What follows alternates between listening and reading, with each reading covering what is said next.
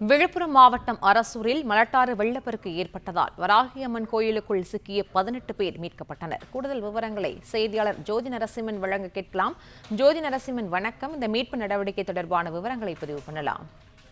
கடந்த 2 நாட்கள் முன்பு சாத்தனூரில் இருந்து 1,60,60,000 கனஅடி தண்ணீர் திறந்துவிடப்பட்டதைத் தொடர்ந்து விழுப்புரம், கள்ளக்குறிச்சி மற்றும் கடலூர் ஆகிய மாவட்டங்களில் பாயும் தென்மணி ஆற்றில் அதிக வெள்ளப்பெருக்கு ஏற்பட்டது.